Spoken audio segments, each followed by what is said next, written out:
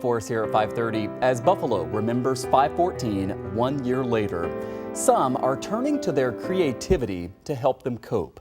2 on Your Side's Kelly Dudzik tonight shows us how there can be healing through art. In July, Art for Healing connected 6th through 11th graders with local artists, and through painting and sketching, students were able to process some of their pain. Michelle Augusto, Director of Arts for Buffalo Public Schools, came up with the idea. If you give them a platform, a canvas, to draw whatever it is that they're thinking, whatever they want to express, it allows them to heal, it allows them to communicate their thoughts with one another. This school year, Michelle has continued giving the students time and space to express their feelings. We caught up with her at the Central Library at the Heal, Heart, Hear Buffalo mural, created by a group of students to respond directly to the events of May 14th.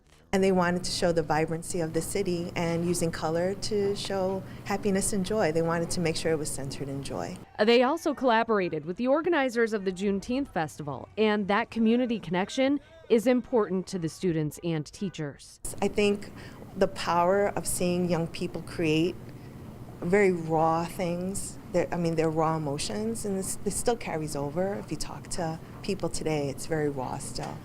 And you can see that rawness and them being able to, it's courage, being able to kind of put that out there for others to witness.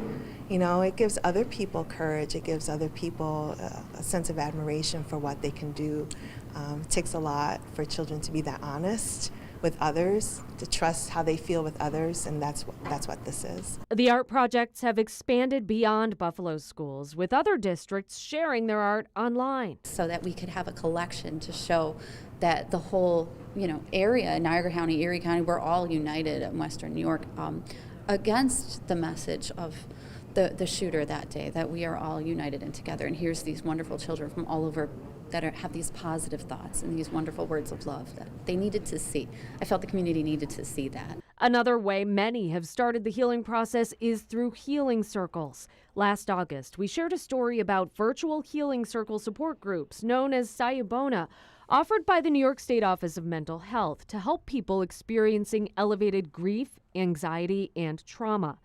I also caught up with Matthew Knutson, the Chief Diversity Officer at the Office of Mental Health, to learn about the impact this has had on people. Especially because of the nature of the tragedy, it was definitely going to be very important that people felt like that they could be extra safe. And I mean, the fact that the healing circles are by trained individuals, they're not clinical, but that they're delivered by trained individuals who are also Black, that makes a important difference. So that was part of what made it a little bit easier for people to be involved. The other thing is that it was virtual, obviously. So that really, allows people to overcome other barriers that might exist. No matter what form healing takes, it's important and empowering. It gives them a sense of being able to say exactly how they feel, and doing it in a safe, positive way that may connect to other kids and other people, other adults. And